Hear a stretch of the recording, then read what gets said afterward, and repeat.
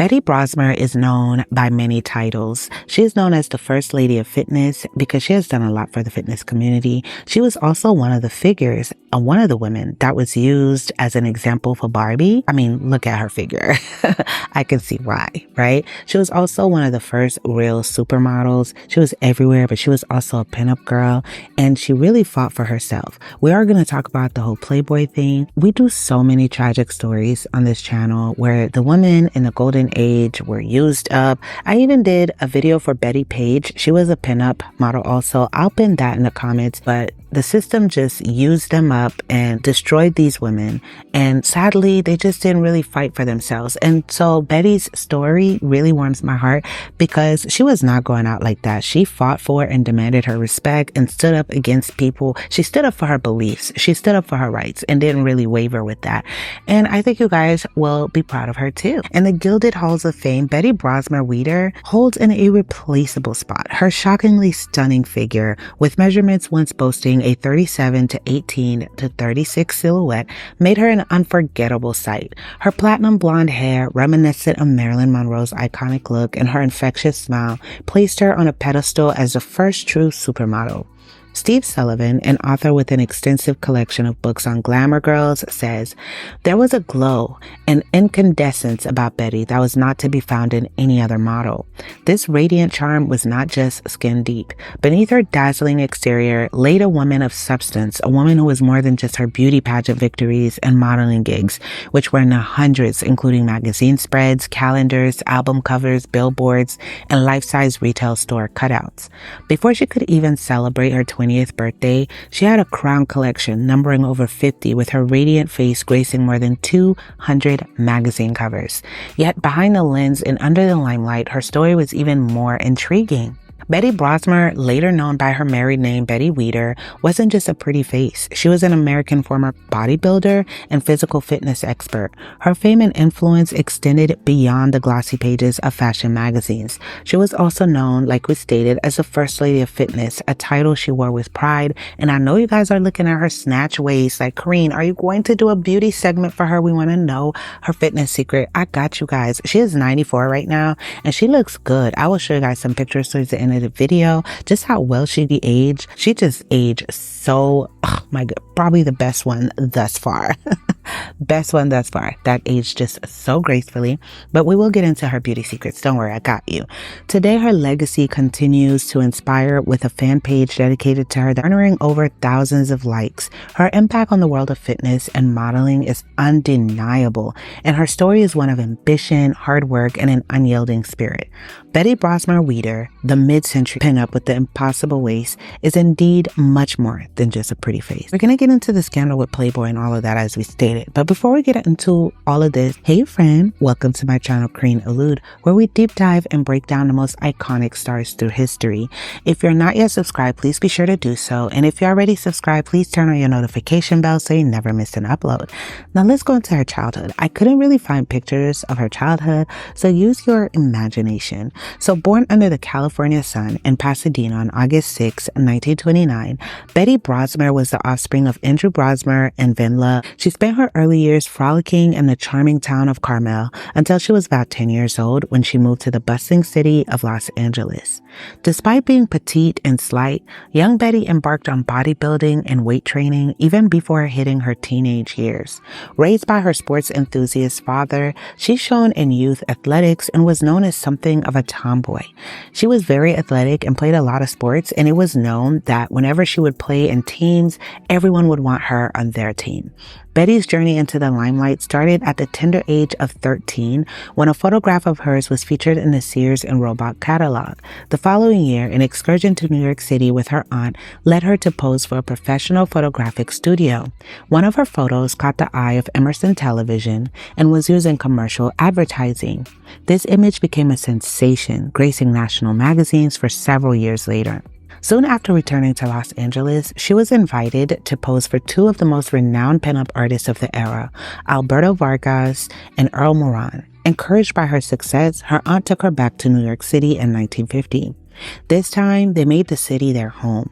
While attending George Washington High School in Manhattan, Brosmer expanded her photographic portfolio. Despite her tender age, Brosmer found herself frequently working as a commercial model over the next 4 years. She graced the covers of popular romance and crime magazines and books, the pulps of the post-war era. As she herself put it, and I quote, "When I was 15, I was made up to look like I was about 25. I mean, that was problematic because some of these shoots placed her in compromising positions. And, who knows how many people were looking at those photos, not knowing that she was just 15. But I don't know. Nonetheless, her most notable photo work from this period includes glamour appearances and picture show, People, Today, Photo, and Modern Men. In addition to her modeling work, she also found employment as a fashion model and posed for Christian Dior in 1954. She won numerous beauty contests in the New York area in the early 1950s, the most notable being Miss Television. In this capacity, she appeared on TV Guide and popular programs of Steve Allen, Milton Berle, Jackie Gleason, and others. By the time she was 18, her fame had skyrocketed so much that her departure from New York to return to California was covered in Walter Winchell's celebrity column. Back on the West Coast, Brosmer juggled commercial and fashion modeling with her education at UCLA, where she majored in psychology. She entered into a profitable contract with glamour photographer Keith Bernard and worked with him steadily for the rest of the decade. For Bernard, who had previously worked with Marilyn Monroe and Jane Mansfield, Brosmer proved to be the top-selling pinup model of his career. At one point, Brosmer was said to be the highest-paid pinup model in the United States and graced virtually every men's magazine of that era. This was a testament to her irresistible charm and the mesmerizing aura that she projected. Now, in the glamorous world of the 1950s, a certain magazine had set its sights on the stunning Betty Brosmer. We're talking about none other than Playboy magazine.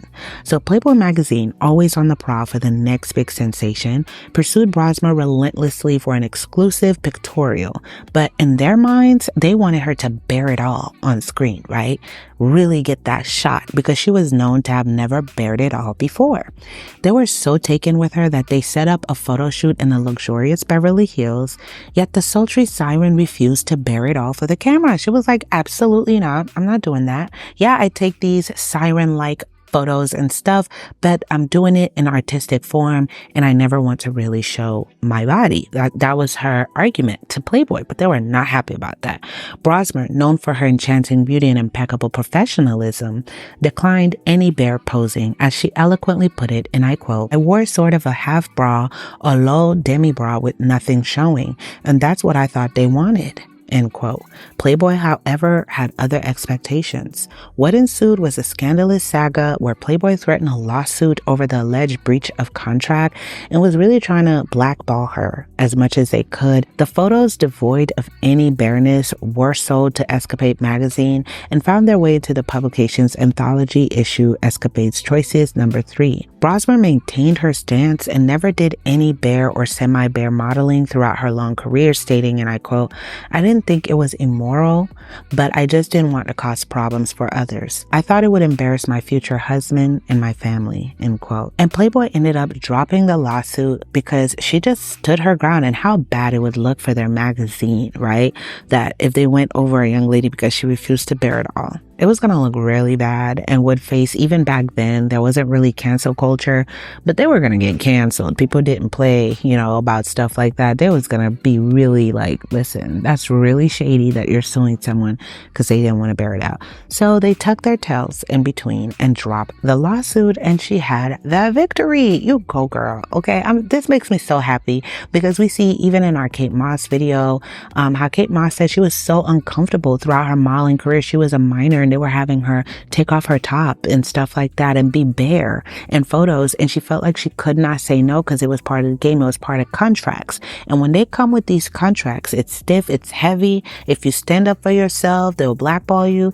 And, these women just end up doing it because they feel like they have no choice. They're pressured. They're young. People around them don't have their best interests. So they encourage them to just do it for the money because they're going to get a piece of the pie.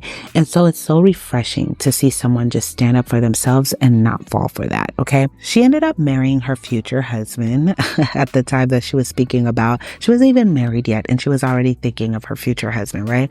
And her future husband was none other than Joe Weider, a bodybuilding enthusiast and magazine publisher.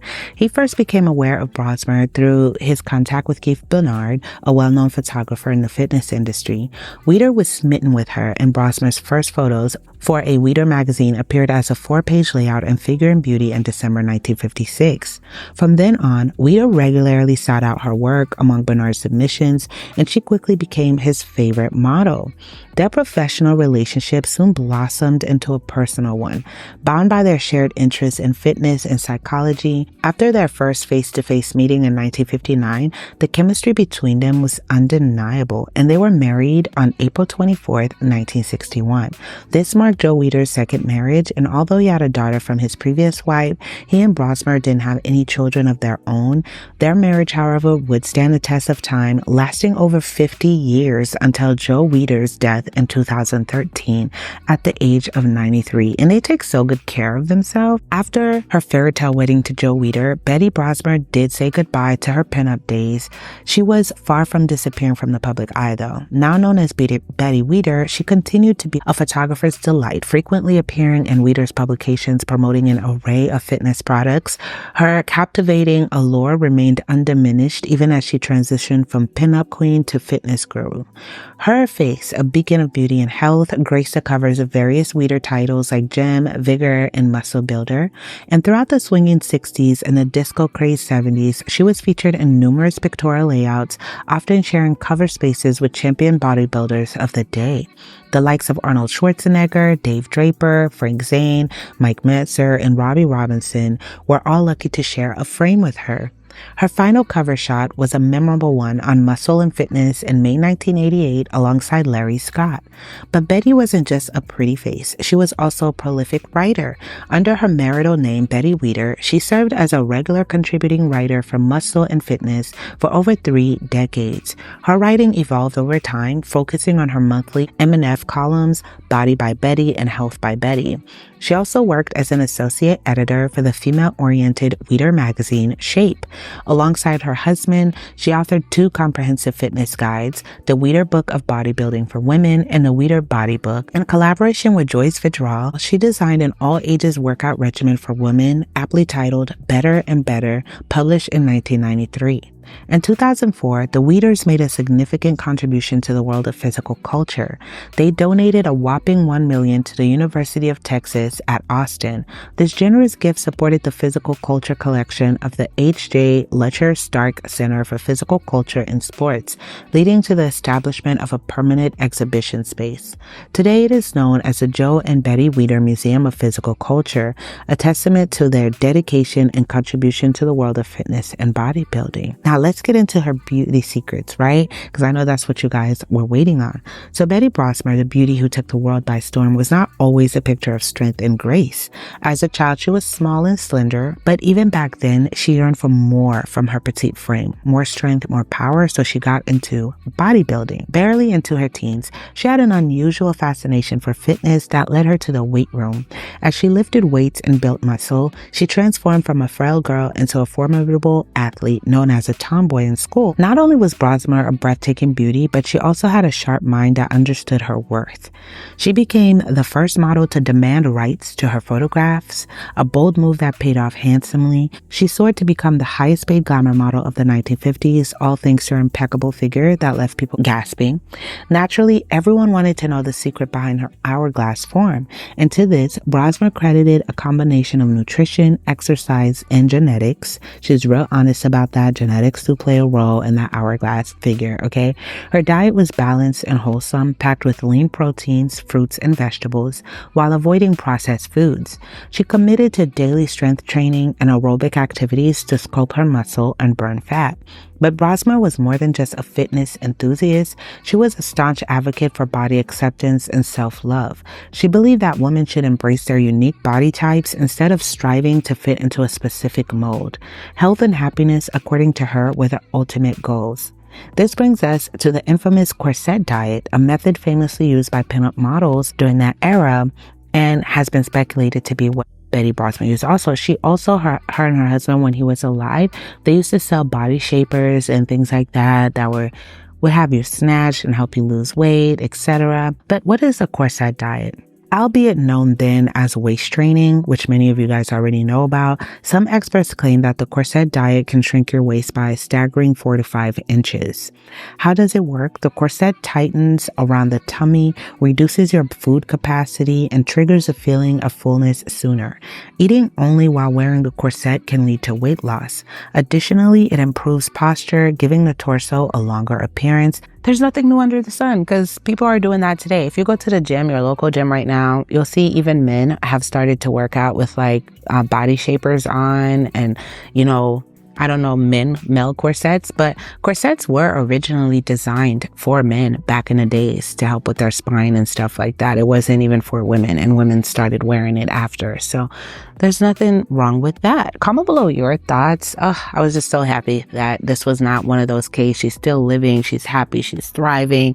She was with her husband for over 50 years. It wasn't men hitting on her, taking advantage of her and all of this stuff. I just love stories like that. Makes me warm. And it's a nice difference from what we've been doing lately, right?